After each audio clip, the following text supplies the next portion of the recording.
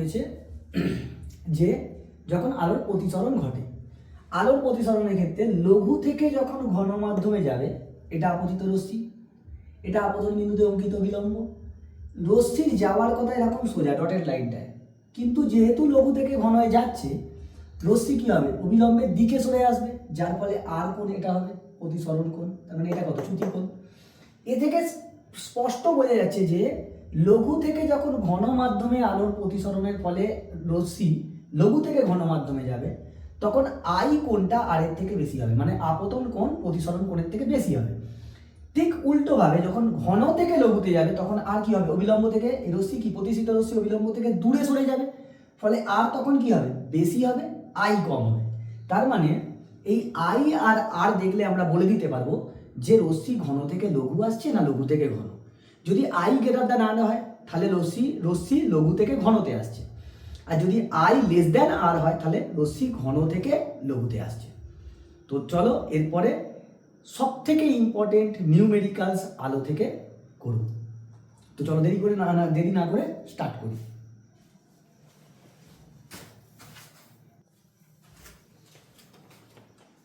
তো দেখো প্রথম কোশ্চেন যেটা, এগুলো সব কটা ইম্পর্টেন্ট কোশ্চেন। একটি আলোক রশ্মি দর্পণের সঙ্গে 30 ডিগ্রি কোণে আপতিত হচ্ছে। কিসে, দর্পণে।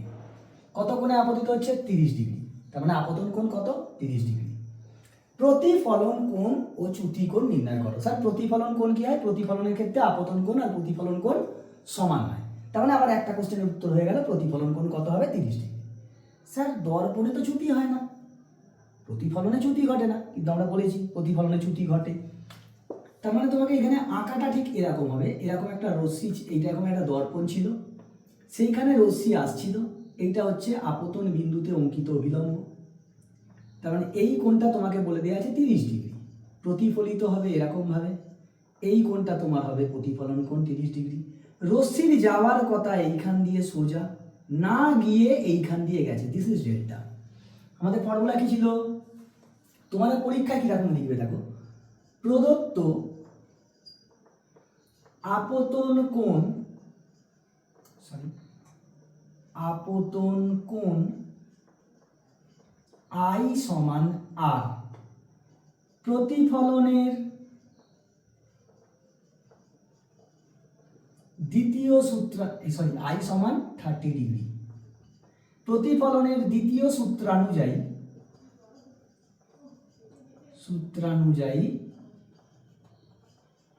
আই সমান আর হয়, অতএব প্রতিফলন কোণ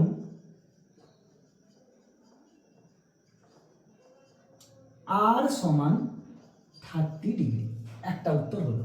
তোমাকে পরীক্ষার সময় এরকমভাবে লিখতে হবে, কারণ তোমাকে 3 মার্কস দিলে এরকমভাবেই লিখতে হবে। আমি প্রতিটাতে লিখবো না, আমি একটাতে লিখছি, বাকি তোমরা লিখে নেবে। দ্বিতীয়, আমরা জানি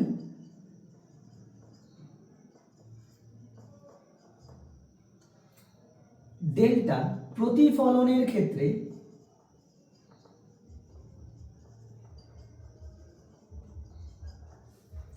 চ্যুতি কোণ ডেল্টা ইজ ইকুয়াল টু কত হতো, 180 মাইনাস 2 ইন্টু আই।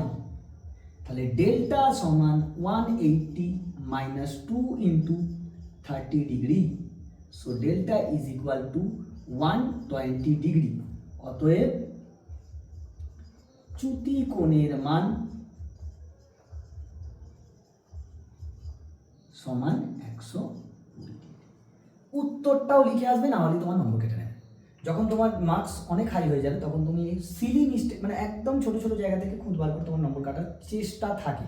কারণ দেখো, তুমি 90 আউট অফ 90 পাচ্ছ, মানে স্যার বা ম্যাডাম তোমার খাতাটা ভালো করে চেক করবে যে একদম কি perfect. If you are perfect then you will get 90। তো আমি কোনো জায়গায় ফাঁক রাখবো না। তো চলো, এই ছিল প্রথম কোশ্চেন। দ্বিতীয় কোশ্চেনে যাওয়া যাক।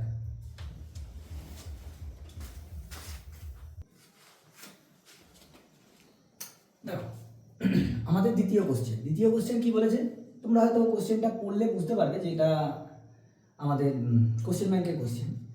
জল ও কাঁচের প্রতিসরাঙ্ক যথাক্রমে 1/3 ও 4/3। জলের প্রতিসরাঙ্ক, কাঁচের প্রতিসরাঙ্ক আলাদা করে তোমাকে দেওয়া আছে। Very good. এখন জলের প্রতিসরাঙ্ক মানে বায়ু সাপেক্ষে জলের প্রতিসরাঙ্ক, কাঁচের প্রতিসরাঙ্ক মানে বায়ু সাপেক্ষে কাঁচের প্রতিসরাঙ্ক। তাহলে হলে কাঁচ সাপেক্ষে জলের প্রতিসরাঙ্ক কত? এখন তোমার প্রদত্ত কি?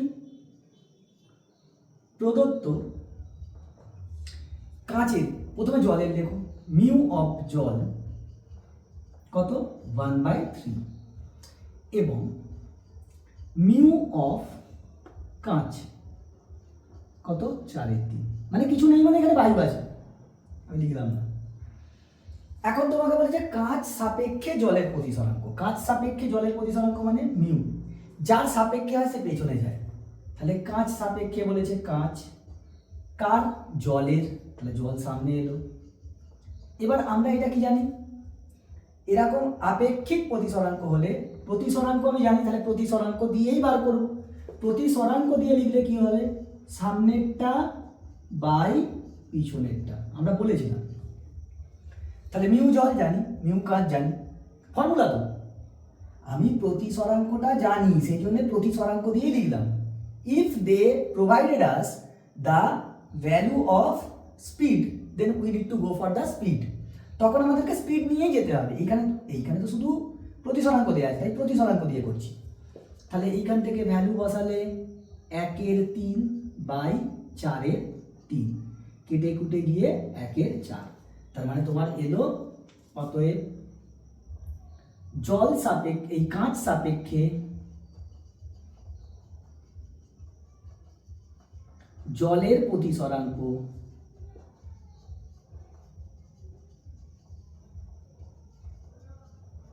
সমান 1/4 সমান 0.25। তুমি যেটা ইচ্ছা সেটা লিখতে পারো।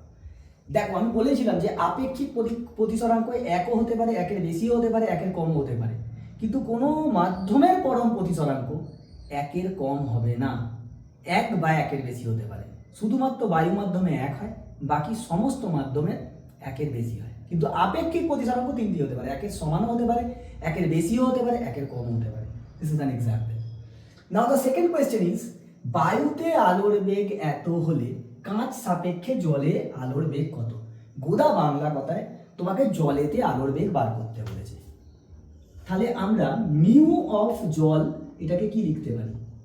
সি বাই জলেতে আলোর বেগ, মানে ভি অ্যাট জল। ভি অ্যাট জল মানে জলেতে আলোর বেগ। তাহলে ভি অ্যাট জল is equal to C by mu at জল।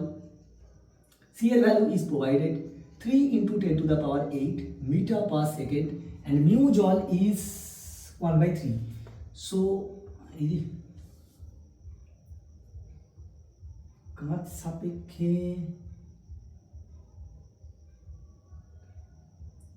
সাপেক্ষে জলের আলোর বেগ, কোশ্চেন না দিলাম না, কাঁচ সাপেক্ষে যদি বলে কাঁচে আলোর বেগ হবে আর জলে আলোর বেগ হবে।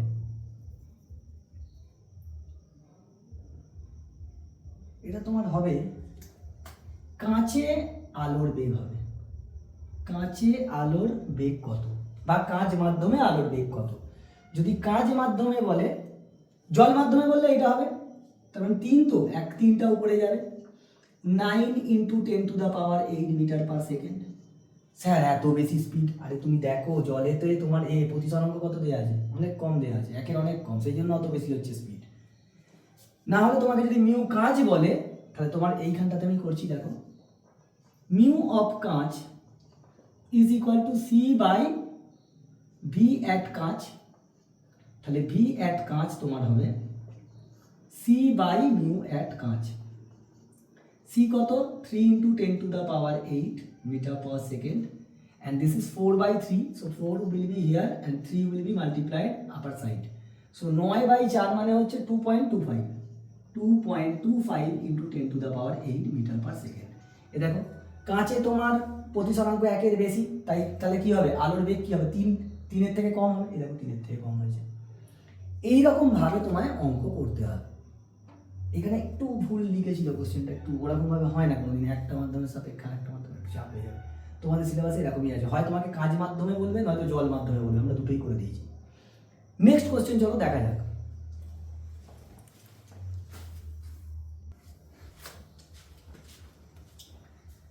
দেখো পরের কোশ্চেন বলছে 3 নম্বর কোশ্চেন, একটি সমবাহু প্রিজমের মধ্যে দিয়ে, সমবাহু প্রিজম মানে কি,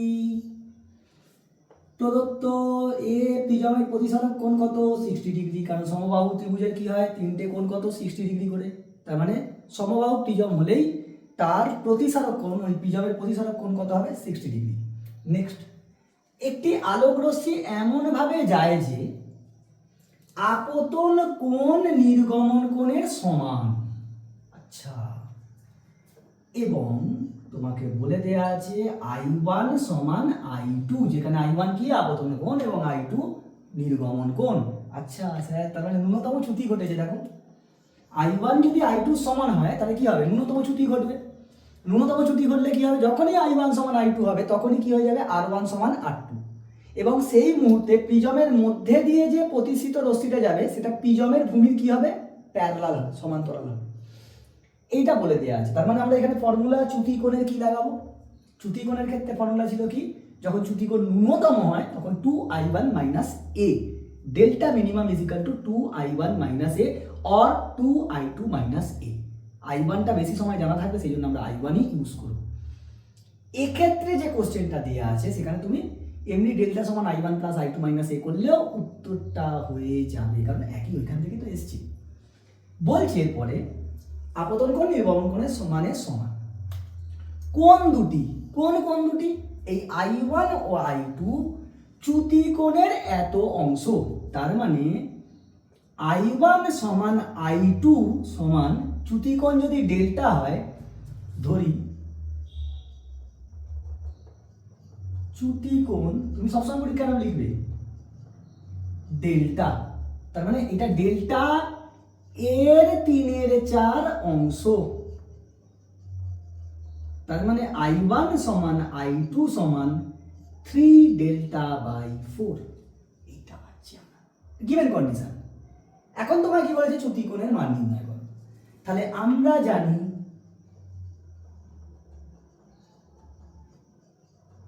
ন্যূনতম চ্যুতির ক্ষেত্রে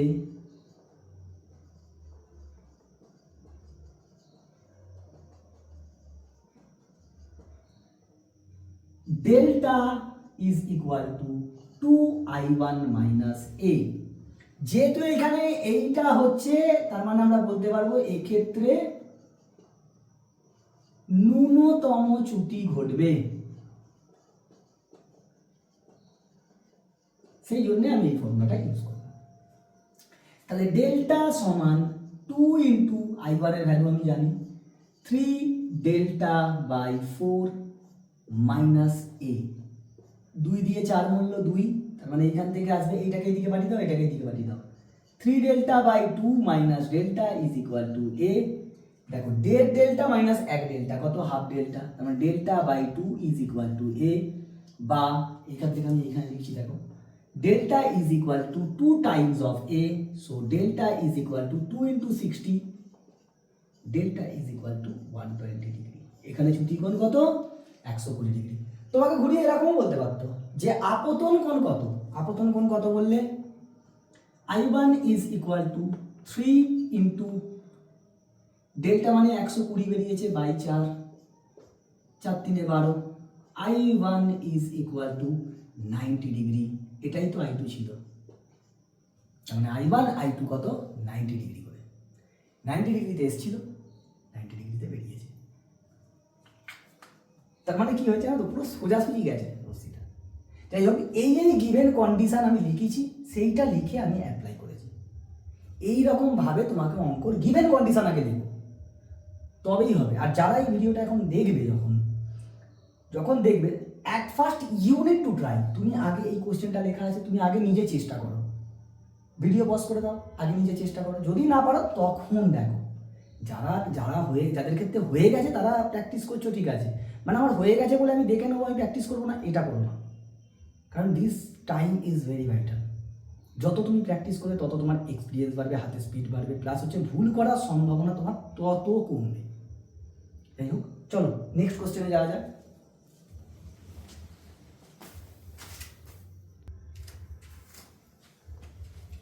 দেখো পরের কোশ্চেন, কোন প্রতিসারক মাধ্যমে আলোক রশ্মি আপতনের পর প্রতিসৃত হওয়ায় 15 ডিগ্রি চ্যুতিকোণ সৃষ্টি হলো। চ্যুতিকোণের মান তোমাকে বলে দিয়েছে, মানে তোমার দরকার বলে তুমি এঁকে নাও, এইখান থেকে একটা রশ্মি এসেছে, আপতিত রশ্মি, এটা আপতন বিন্দু, এইখানে আমি অবিলম্ব টানলাম, রশ্মির যাওয়ার কথা এরকম সোজা না গিয়ে কি হয়েছে, বেন্ড হবে। কোন দিকে বেন্ড হবে সেটা পরে দেখছি। চ্যুতিকোণ আমাকে বলে দিয়েছে ডেল্টা সমান 15 ডিগ্রি। Very good. কোন মাধ্যম থেকে আসছে বলে না, এইটা একটা অন্য মাধ্যম বলে দিয়েছে। যদি আপতন কোণ প্রতিসরণ কোণের 4/3 গুণ হয়, তার মানে I সমান প্রতিসরণ কোণের 4/3 গুণ, 4/3 ইন্টু প্রতিসরণ কোণ। ধরি, তুমি সঙ্গে সঙ্গে আগে লিখে ফেলো, ধরি আপতন কোণ I,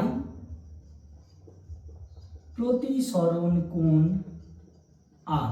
দেখো কে বেশি, I R এর কত গুণ, এত গুণ, এটা একের বেশি মানে I বেশি, তার মানে এইটা ঘন মাধ্যম, এইটা R, এইটা ডেল্টা, এটা I।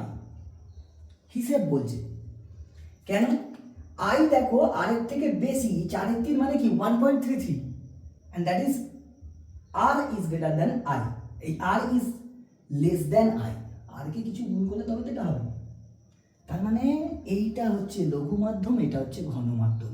এইখানে এই মাধ্যমটা বলা নেই, মানে তোমাকে ধরে নিতে হবে দিস ইজ বায়ু 1, যার প্রতিসরাঙ্ক 1, মাধ্যমটার প্রতিসরাঙ্ক আমি ধরে নিলাম μm, তোমাকে ওই মাধ্যমের প্রতিসরাঙ্কই বার করতে বলেছে। তাহলে এইখান থেকে আমরা কি জানি,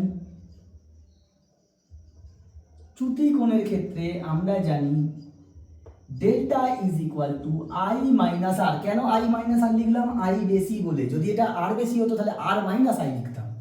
তাহলে delta is given, that is 15 degree, I is 4/3 of R minus R, this will be your 1/3, so R is equal to 45 degree, তার মানে I কত হবে, 60 ডিগ্রি। সো অতএব I সমান 4/3 ইন্টু 45 ডিগ্রি, এই যে ফর্মুলাতে বসানো, I সমান তার মানে তোমার আসবে 60 ডিগ্রি, কেটে কুটে যাবে 15 দিয়ে। এবার তোমাকে μm বার করতে বলেছে স্নেলের সূত্রানুযায়ী, এখানে করে নাও, স্নেলের সূত্রানুযায়ী এইখানকার প্রতিসরাঙ্ক ইন্টু এইখানকার কোণের sine, sine I is equal to μm into sine R। এখানে লিখে গেল ধরি মাধ্যমটির প্রতিসরাঙ্ক, এখানে লেখাই আছে ধরি মাধ্যমটির প্রতিসরাঙ্ক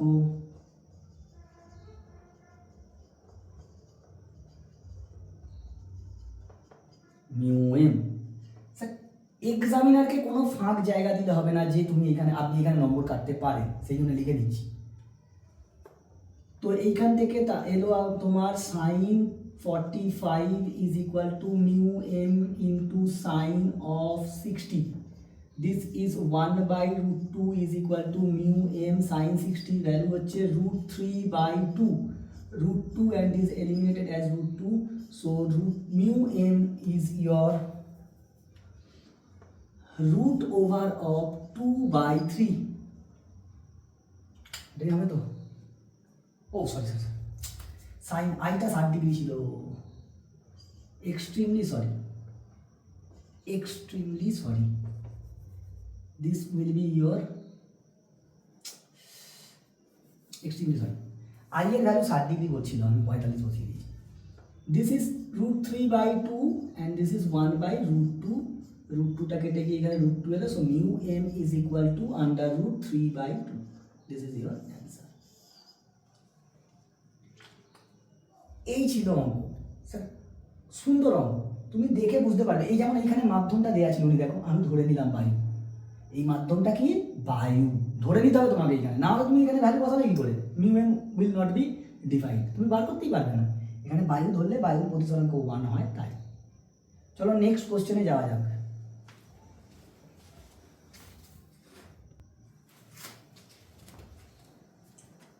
দেখো নেক্সট কোশ্চেন হচ্ছে বায়ু সাপেক্ষে কোনো মাধ্যমের প্রতিসরাঙ্ক √2।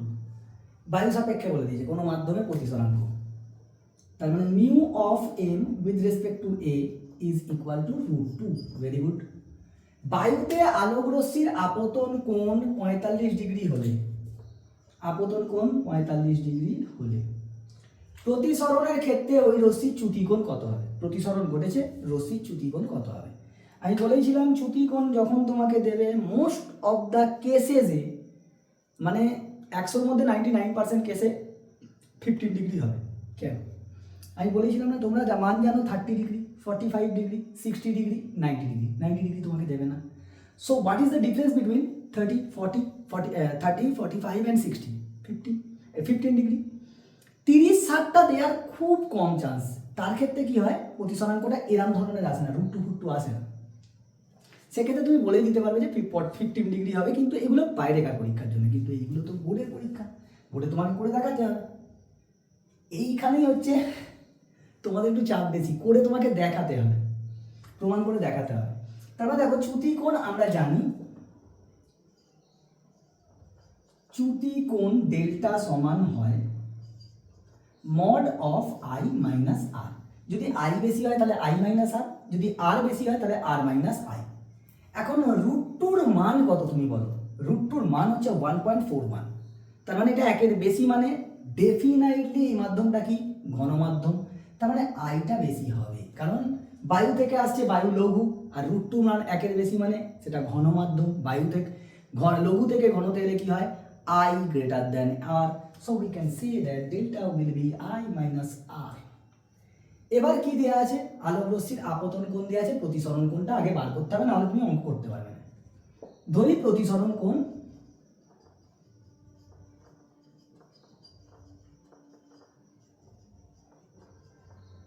আর, তোমার কে এখানে ব্যাপারটা কি হয়েছিল, এই হয়েছে, এই যাওয়ার কথা, এই হয়েছে, this is R, this is 45 degree I and this is delta। এটা ছিল তোমার বায়ু যার প্রতিসরাঙ্ক 1, আর এটা ছিল মাধ্যম যার প্রতিসরাঙ্ক √2। তাহলে আমি বলতে পারি স্নেলের সূত্র অনুযায়ী, কারণ স্নেল ইউজ করে তোমাকে কি করতে হবে, আরটাকে বার করতে হবে যা হোক করে। স্নেলের সূত্র অনুযায়ী 1 into sine I is equal to mu M into, বা √2 লিখে দেওয়া একবার ডাইরেক্টলি, √2 ইন্টু সাইন আর, বা তুমি এখানে ইউজ করতে পারো সাইন I বাই সাইন আর। কখন ইউজ করতে হবে, মিউ সমান সাইন I বাই সাইন আর, যখন এটা বায়ু মাধ্যম থাকে। বায়ু মাধ্যম থেকে তখন তুমি sign I by sine R সমান মিউ বসাতে পারবে, আর তোমাদের সিলেবাস অনুযায়ী ওটাই আছে। তো এইখান থেকে sine 45 is equal to √2 into sine R, তো এটা হবে 1/√2, এটা হবে √2 সাইন আর, সেখান থেকে সাইন আর সমান 1/2 sine R is equal to, sine কতর মান half, 30, so r will be your 30, so delta is your 45 degree minus 30 degree, delta is your 15 degree। আমি তোমাকে বলে দিয়েছিলাম এটাই উত্তর হবে, বেশিরভাগ ক্ষেত্রেই তোমার এটা উত্তর হবে। এবার তোমার কন্ডিশন হচ্ছে একটাই, তোমাকে দেখে নিতে হবে যে কখন তোমার কি আছে। আগে প্রদত্ত কন্ডিশনগুলো লেখো, তারপরে তুমি ভাবো কি করতে হবে। আমি দেখো এখানে প্রদত্ত লিখে ফেলেছি, এটা আমাকে বার করতে হবে, আই আমার জানা, আর বার করতে গেলে কি করতে হবে, আমি আই জানি, মিউ জানি, তাহলে আমি স্নেলের সূত্র থেকে কি করবো, আরটা বার করে নিয়ে ভ্যালুটা বসাবো। এই হচ্ছে অঙ্ক, এরকম ধরনের তোমাকে অঙ্ক করতে হবে। চলো নেক্সট কোশ্চেনে যাওয়া যাক।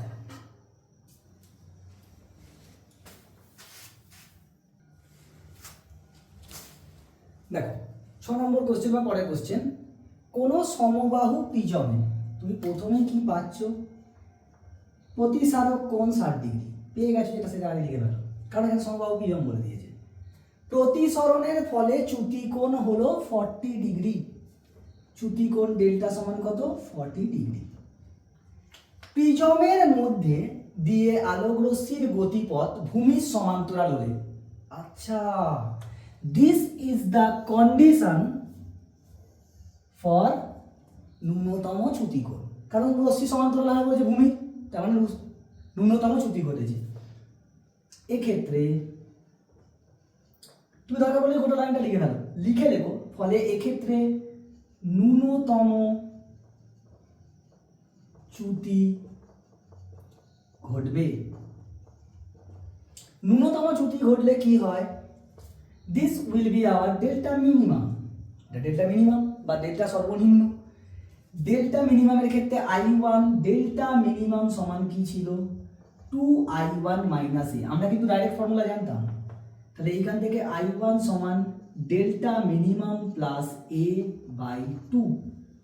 দেখো তোমাকে বলছে প্রিজমের প্রথম পৃষ্ঠে আপতন কোণের মান। আরে ন্যূনতম চ্যুতি করলে কি হয়, এমনি I1 আর I2 সমান হয়, তোমাকে নির্গমন কোণ বলুক বা আপতন কোণ বলুক একই হবে। So this is your delta minimum হচ্ছে 40 প্লাস এ হচ্ছে 60, 2 50 ডিগ্রি, 100/2 50 ডিগ্রি। আপতন কোণ তোমার বেরিয়ে গেল।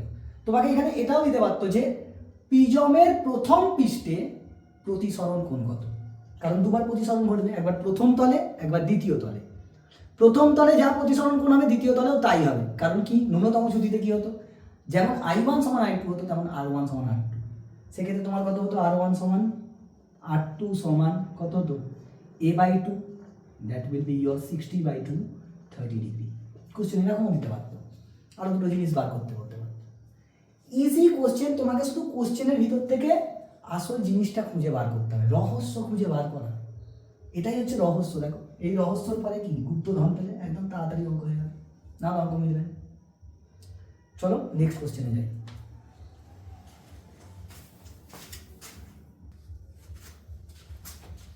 দেখো পরের কোশ্চেন, 30 ডিগ্রি প্রতিসারক কোণ বিশিষ্ট, তার মানে তোমাকে গিভেন আছে এ সমান 30 ডিগ্রি। কোন প্রিজমের লম্ব আপতনের ক্ষেত্রে, লম্ব আপতন মানে কি, I সমান 90 ডিগ্রি, I সমান 0 ডিগ্রি।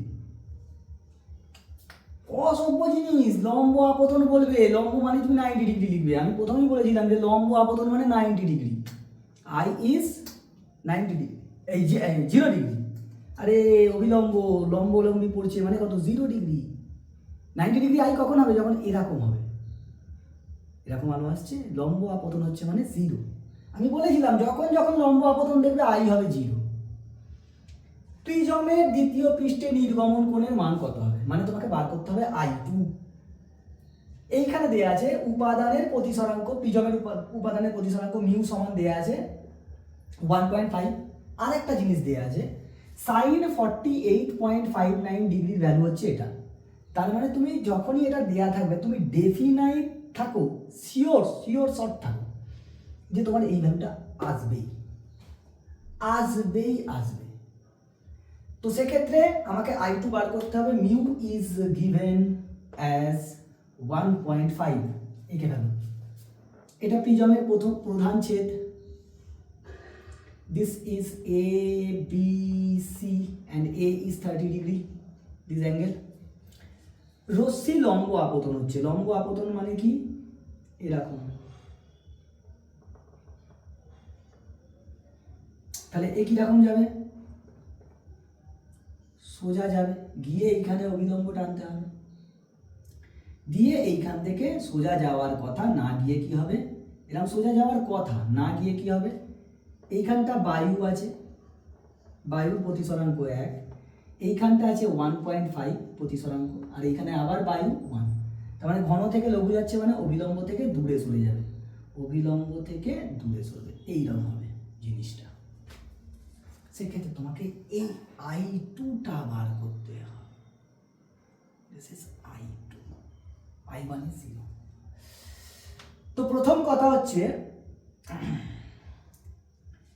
এইখানে তুমি দেখো এইটাও যদি 90 ডিগ্রি হয়, এইটাও 90 ডিগ্রি, আমরা কি জানতাম, তার মানে এইটা কত, এইটা হচ্ছে R1, এই R2, এটা R1, এটা I1, তার মানে I1 যদি 0 হয় R1 is 0, অভিলম্ব দিয়ে বেরোচ্ছে। তার মানে আমরা জানি A সমান কত হয় R1 প্লাস R2, তার মানে 30 is equal to R1 is 0 plus R2, তার মানে R2 डायरेक्टली 30 डिग्री। बस हो गया, तो R2 निकल गया, काम हो गया। এবার এইখানে কি করব, প্রিজমের দ্বিতীয় তলে স্নেলের সূত্র ব্যবহার করে পাই। স্নেলকে ইউজ করো না শামুক বাবু, স্নেলের সূত্র মানে শামুক বাবুর সূত্র ইউজ করো। R2 ইন্টু সাইন এই 1.5 into sign R2, 1.5 into sign R2 is equal two 1 into এখানকার প্রতিসরাঙ্ক ইন্টু এখানকার কোণের সাইন, সাইন I2। তাহলে 1.5 ইন্টু সাইন R2 এর ভ্যালু কত, sign 30, this is sign I2। তাহলে এখান থেকে তোমার হবে 1.5 ইন্টু এরকম আসছে, সাইন 30 মান কত 1/2 সাইন I2। এই দেখো বললাম না ওটা আসবেই তোমার কোথাও। 1.5/2 এর মান কত, সাইন দেয়া আছে sine 48.59 degree is equal to sin I2, so I2 is your 48.59 degree। আমি বলেছিলাম ওটাকে ইউজ করতেই হবে। This is how we need to solve this question. Sir, excellent question, typical excellent question, pure concept based question। যে লম্ব আপতন হলে আমরা কি জানি রশ্মির চ্যুতি কি হয়, লম্ব আপতন হলে চ্যুতিও শূন্য হয়। তাহলে চ্যুতি যদি শূন্য হয় R1 কত হবে, শূন্য হবে, সোজা পড়ছে সোজা বেরিয়ে চলে যাবে। তাহলে I1 যদি 0 হয় R1 0। আমরা জানতাম A সমান R1 প্লাস R2। আমি বলেছিলাম যখন প্রিজম পড়েছিলাম যে এই সূত্রটা বেশিরভাগ ছেলেমেয়েরা মাথায় রাখে না। This is how we need to solve this type of typical question. এইরকম ধরনের কোয়েশ্চেনের জন্য এইগুলো জানতে লাগে। চলো নেক্সট কোয়েশ্চেনে যাই।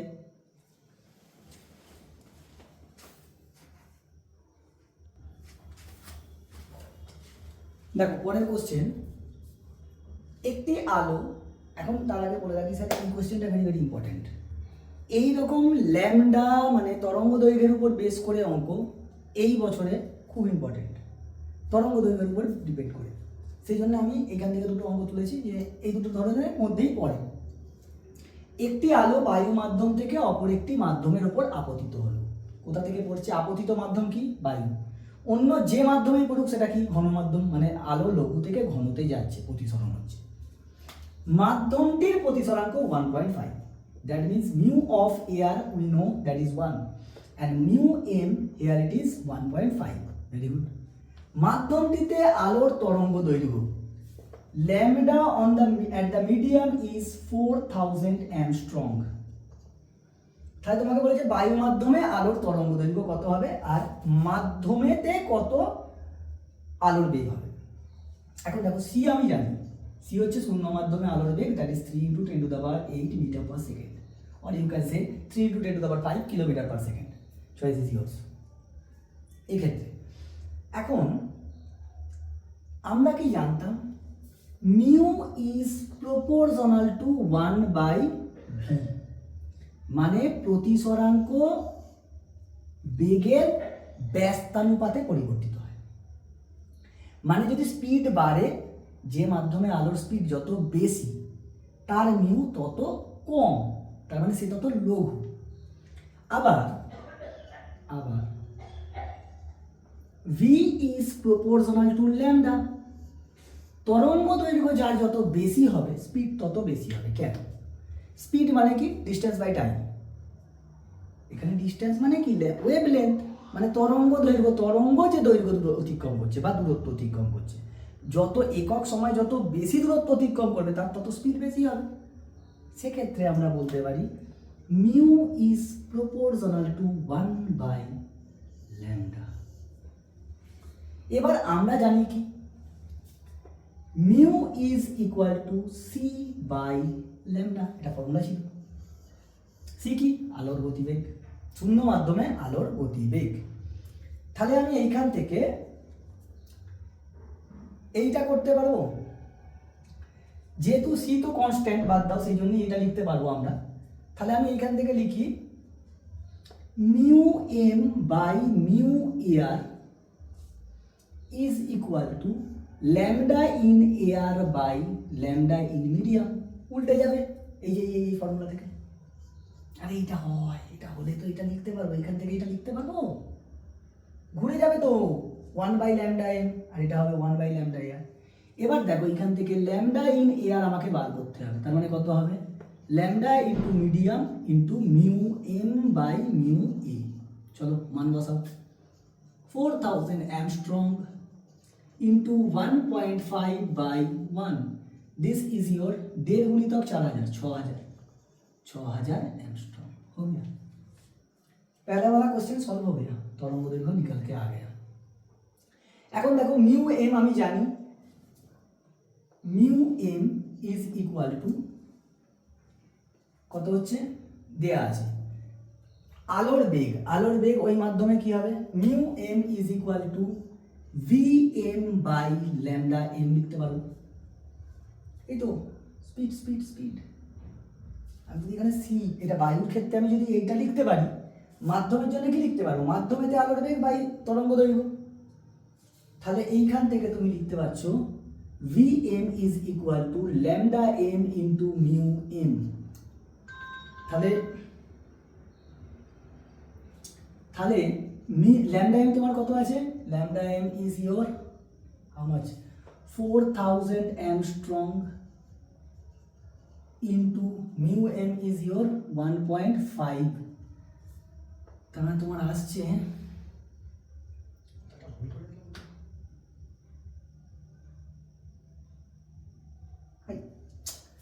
কি ভুলভাল বলছি না, এটা কোথায় গেল চারটা?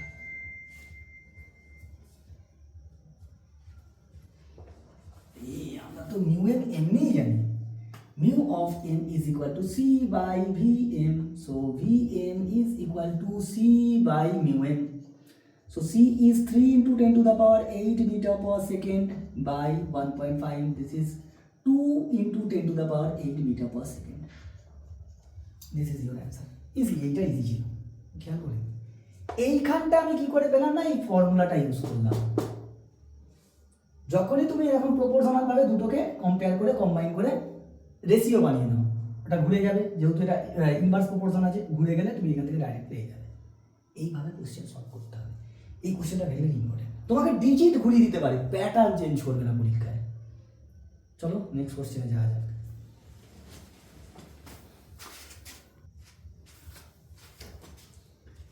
দেখো নেক্সট আবার একটা তরঙ্গ দৈর্ঘ্যের কোশ্চেন।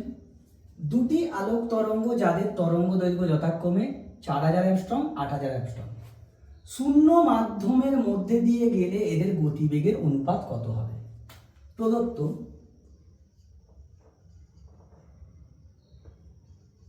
প্রথম, তুমি ধরে নাও প্রথম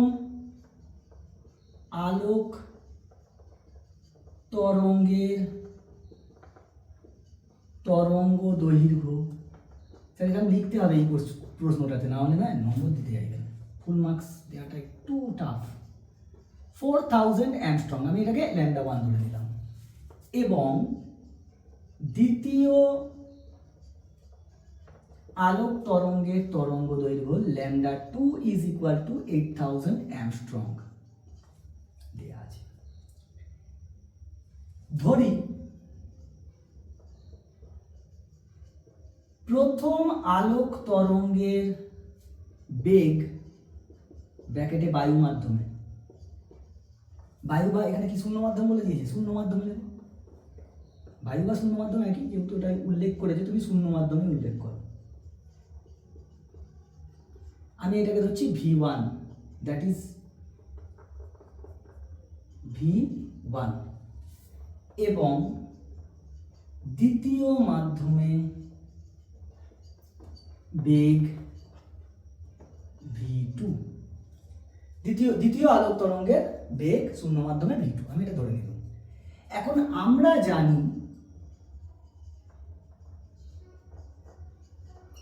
জানি v is equal to c by lambda, এটা ফর্মুলা, v সমান c by lambda। এখন এখান থেকে c by lambda যদি হয়, v is proportional to কি হবে 1 by lambda। এবার আমি দাও v সমান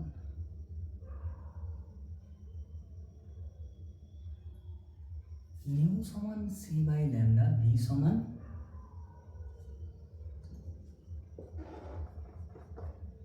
সমান হবে lambda by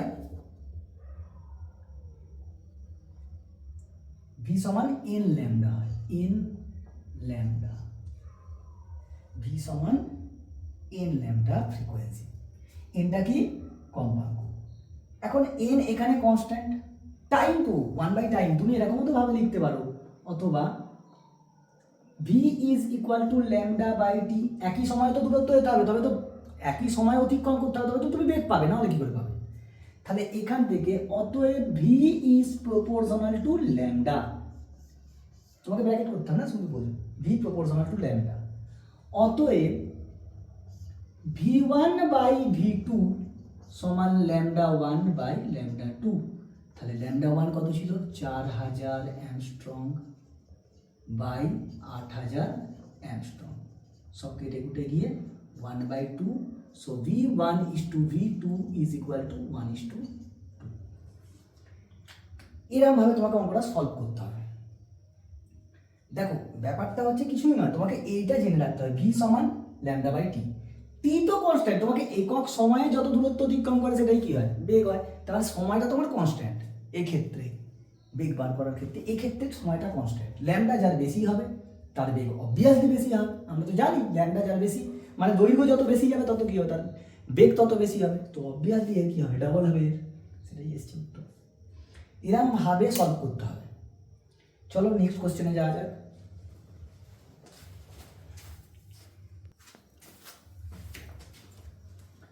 দেখো 10 নম্বর কোশ্চেন, এটা আমার খুব ভালো লেগেছে কোশ্চেনটা, খুব সুন্দর কোশ্চেন। শর্ট কোশ্চেন ছিল WBHA টেস্ট পেপারের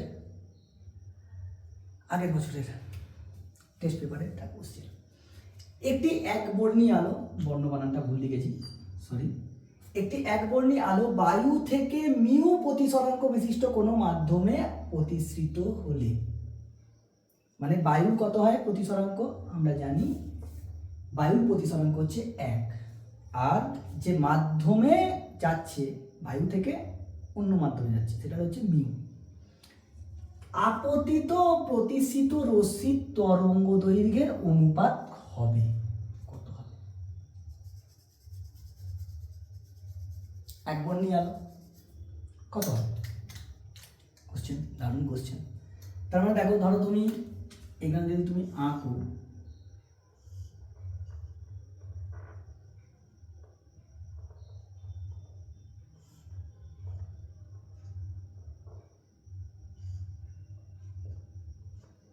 এটা আপতিত রশ্মি মানে এইখানটা বায়ু মাধ্যম 1, এইখানে কি ওই মাধ্যমটা, যেই মাধ্যমের প্রতিসরাঙ্ক কত মিউ, এটা হচ্ছে আর, এটা হচ্ছে ডেল্টা। লেখার দরকার নেই, তবু আমরা নোট করে দিচ্ছি যে এটা এই হবে। স্যার কেন আই বেশি লিখেছেন, ঘন মাধ্যম কেন করেছেন? মিউ ইজ গ্রেটার দ্যান 1, ওটা তোমাকে ধরে নিতে হবে, বায়ুর থেকে লঘু মাধ্যম হয় না, অন্য ক্ষেত্রে হতে পারে কিন্তু আপেক্ষিক হলে হবে, তবে এখানে হবে না, এখানে মিউ গ্রেটার দ্যান 1। তাহলে তোমাকে বলেছে আপতিত ও প্রতিসৃত রশ্মির তরঙ্গ দৈর্ঘ্যের অনুপাত। তরঙ্গ দৈর্ঘ্য রিলেটেড মানে হচ্ছে তোমার ধরো ভি রিলেটেড, তাই তো? এইখানে কত সি, সি সমান কি হয় মিউ সমান সি বাই ল্যাম্ডা, এখানে মিউ সমান ভি বাই ল্যাম্ডা, তাই তো? এখানে 1 সমান কত হবে সি বাই ল্যাম্ডা, আর এখানে কত হবে, ফর্মুলা কি ছিল মিউ সমান সি বাই ল্যাম্ডা, এইটা হতো। এইখানে আর সি হবে না, এখানে ভি। তার মানে প্রথম ক্ষেত্রে বায়ুর ক্ষেত্রে ধরো এইখানে যদি আমি ভাবি, তাহলে 1 সমান সি বাই ল্যাম্ডা, তাহলে lambda in air is equal to C, আর এর ক্ষেত্রে যদি ধরি তাহলে কত পাবো, সি সমান mu into lambda of medium. তাহলে দুটো তো সেম হতে হবে, lambda A is equal to mu of lambda M. তাহলে lambda A by lambda M is equal to mu, এটাই হওয়ার কথা। হিসেব তো এটাই। তোমরা কি বলেছে, আপতিত রশ্মি ও প্রতিসিত রশ্মির তরঙ্গ দৈর্ঘ্যের অনুপাত। বেশ,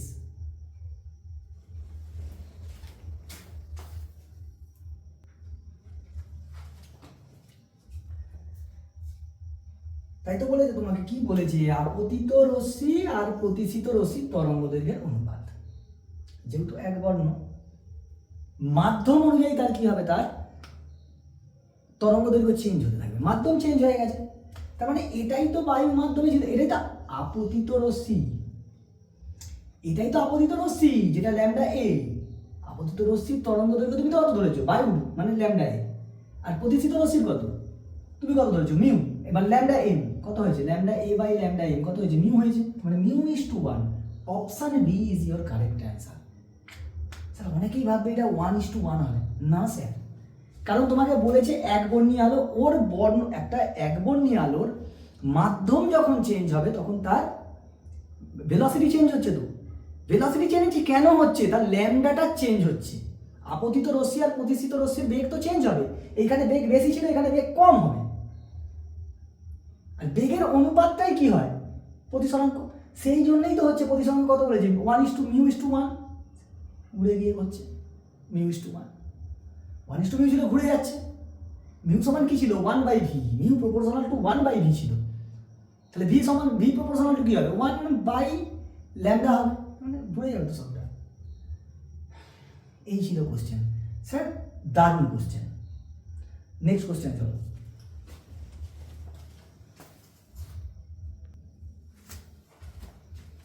দেখো পরের কোশ্চেন, সেম প্যাটার্নের কোশ্চেন। শূন্য মাধ্যমে নির্দিষ্ট বর্ণের, এই দেখো নির্দিষ্ট বর্ণ মানে একটা সিঙ্গেল এক বর্ণীয় আলো, রশ্মির তরঙ্গ দৈর্ঘ্য এ, মানে lambda in air is equal to A বলে দেওয়া আছে, এবং কাঁচ মাধ্যমে তরঙ্গ দৈর্ঘ্য lambda glass is equal to B.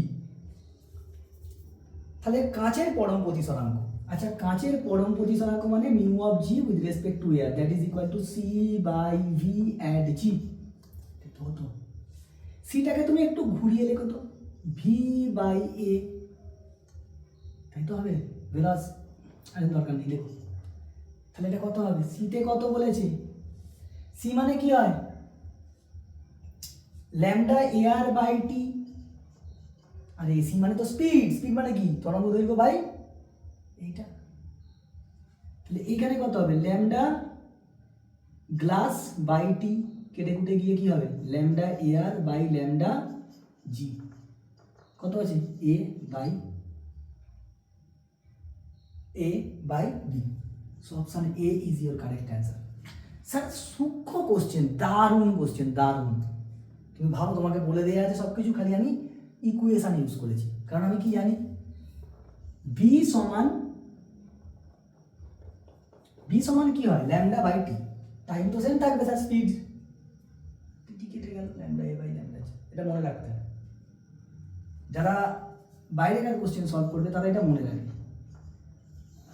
Lambda দিয়ে হয়।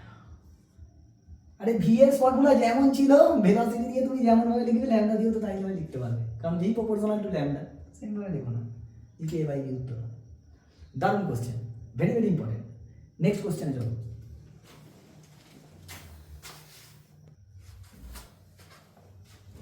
দেখো নেক্সট কোশ্চেন একটা শর্ট কোশ্চেন, খুব সুন্দর question, conceptual, actually theory based করেছে। ফোকাস তল প্রধান অক্ষের সাথে যে কোণ উৎপন্ন করে তা হলো 45 degree, 0 degree, 90 degree, 60 degree. Focus তলের ডেফিনেশন কি ছিল, ফোকাস তলের তোমার ডেফিনেশন ছিল,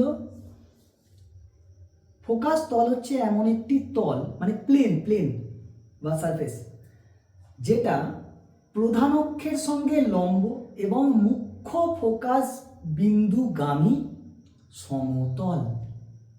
তাহলে প্রধান অক্ষের সঙ্গে লম্ব মানে 90 ডিগ্রি। প্রধান ওটাই তো হতো, ওটা বইও তো এখানে নেই, কিছু আছে এখানে।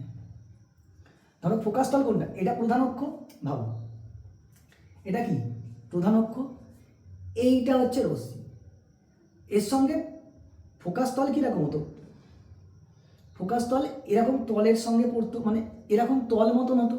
তাহলে প্রধান অক্ষের সঙ্গে কত অ্যাঙ্গেল করছে, 90 ডিগ্রি। ডাইরেক্ট তোমার থিওরি বেসড কোয়েশ্চেন, ভালো কোয়েশ্চেন, ভেরি ভেরি ইম্পর্টেন্ট।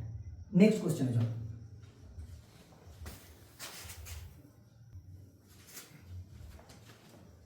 দেখো পরের কোশ্চেন, 14 নম্বর কোশ্চেন। একটি বস্তুর দৈর্ঘ্য 5 সেমি, বস্তুর দৈর্ঘ্য বলে দিয়েছে মানে আকার, বস্তু দৈর্ঘ্য মানে ও, ও হচ্ছে 5 সেমি।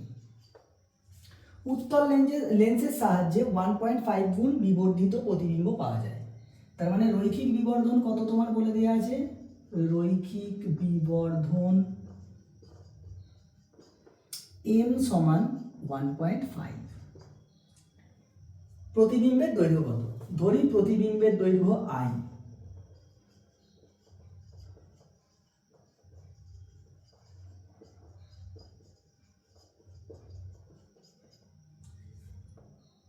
আচ্ছা রৈখিক বিবর্ধন আমরা জানি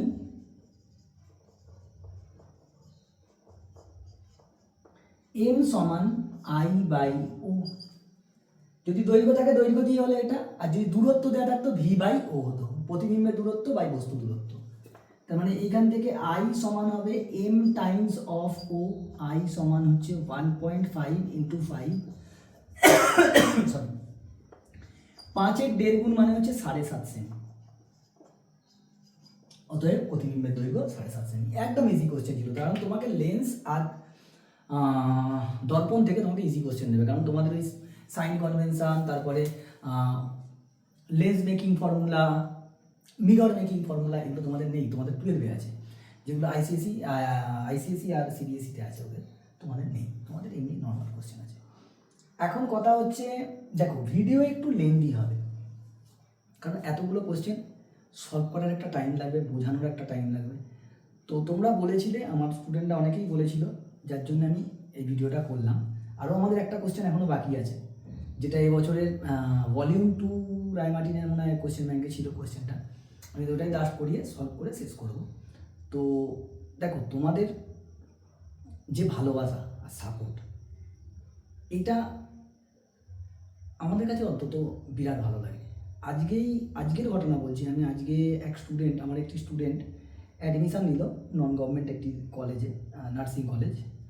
তো সেইখানে যখন গেছি আমি, গিয়ে দেখতে পেলাম, আমি বাইরে দাঁড়িয়েছিলাম, তো বাবা মা পাঠালাম গার্জিয়ানকে, আমি বাইরে দাঁড়িয়েছিলাম। ওনারা বললেন যে আপনি স্যার যাবেন আমাদের সঙ্গে যাবেন, আমরা একটু সাহস পাবো। ডেফিনেটলি আমি টাইম করে যাব। তো গিয়েছিলাম, সেই কলেজ থেকে 3জন স্টুডেন্ট, আমার 3জন ছিল, 3জন স্টুডেন্ট বেরিয়ে পিছন দিক থেকে আমাকে এরকমভাবে হাত নাড়ছে, স্যার ভালো আছেন। তখন আমি বাইরে দাঁড়িয়ে আছি, আমাকে গেট কিপারের সামনে একজন লোক ছিলেন কলেজের, বলছে স্যার আপনি ভিতরে আসতে পারেন। আচ্ছা না না না না আমি এখানে ঠিক আছি, আজ ভালো আছি, তোরা ভালো থাকবি, আমার তো কথাবার্তা রাখবো না, একদম খুবই ফার্স্ট ক্লাস আছি, তোরা ভালো করে পড়াশোনা কর, ব্যাস তাহলেই হবে। এই যে ভালোবাসা, এইটার কোনো দাম হয় না। এই যে হাসি মুখে তোমরা যখন কথা বলো, সাপোর্ট করো, ভালোবাসো, তখন একবার দারুণ লাগে। যাই হোক, তো একটু লেন্দি হয়ে গেলে তোমরা পেপার পেন নিয়ে বসো, প্র্যাকটিস করো। আমার মনে হয় এই সময়টা তোমাদের প্র্যাকটিসের বেশি দরকার। যে তৈরি হয়ে আছো আরও বেশি প্র্যাকটিস করা, যে মনে হচ্ছে না আমি 60% প্রিপেয়ার্ড, আমি 50% প্রিপেয়ার্ড, বা আমি 75% prepared, try to develop your self, try to make up. এখনও টাইম আছে, এই সময়টা যদি ভালো করে পড়াশোনা করো নম্বর অনেক বেড়ে যাবে। চলো লাস্ট কোশ্চেন আমাদের, পরে কোশ্চেনটা করা যাক।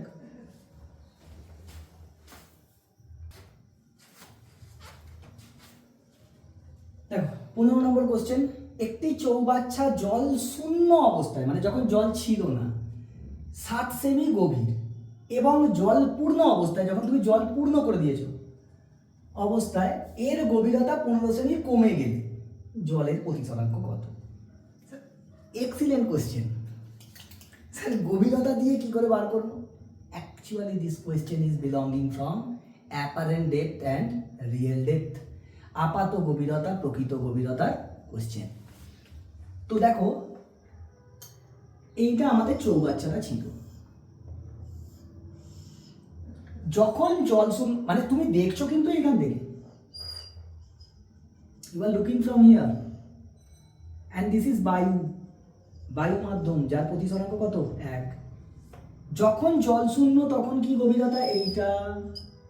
This is the real depth বা প্রকৃত গভীরতা, যেটা ডি। এখানে প্রকৃত গভীরতা, প্রকৃত গভীরতা ডি সমান কত? 60 সেমি। বলছে তুমি যখন এতে জল পূর্ণ করে দিচ্ছ, পুরো জল দিয়ে ভর্তি করে দিয়েছো, তখন এখানে কি আছে? জল। জলের প্রতিসরাঙ্ক আমি ধরছি মিউ। তখন এর গভীরতা কত কমে যায়? 15 সেমি কমে যায়। 15 সেমি কমে গেলে তুমি এইখান থেকে দেখলে এই পয়েন্টটাকে, এই জায়গাটাকে কোথায় দেখবে? একটু কাছে দেখবে, এরম জায়গাটায় দেখবে। তার মানে এইটা হচ্ছে ডি ড্যাশড, আপাত গভীরতা। তোমাকে এইটা বলে দিয়েছে 15 সেমি। 15 সেমি কমে যায় বলেছে, তার মানে এইটা 15 সেমি। তাহলে প্রকৃত গভীরতা, আপাত গভীরতা তাহলে কত? তোমাকে শিফটটা বলে দিয়েছে কতটা সরেছে। D dashed is equal to 60 minus 15 সেমি, দ্যাট মিন্স 45 সেমি। এই ছিল, তাই তো? এই ছিল। তোমার বলেছে প্রথমে কি ছিল গভীর? যখন জল ছিল তখন 60 সেমি, সেটাই আপাত, এই প্রকৃত গভীরতা। যখন তুমি জল পূর্ণ করেছো, আর জল পূর্ণ করে দেখলে কি হয়? গ্লাসের নিচেটা একটু উপরে লাগে, মানে এই পজিশনটা একটু উপরে লাগবে, ফলে কি এই যে জিনিসটা কমেছে এটা 15 সেমি। তাহলে আপাত গভীরতা কত? 60 মাইনাস 45, এই 60 মাইনাস 15, 45 সেমি।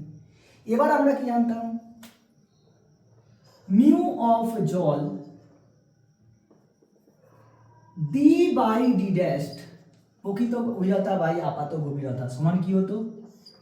যে মাধ্যম থেকে রশ্মি আসছে তার প্রতিসরাঙ্ক মিউ অফ জল বাই মিউ অফ বায়ু। তার মানে মিউ অফ জল is equal to mu of বায়ু into D by D dashed. তাহলে এখান থেকে 1 into 60 by 45, that means your 4/3, that is 1.33।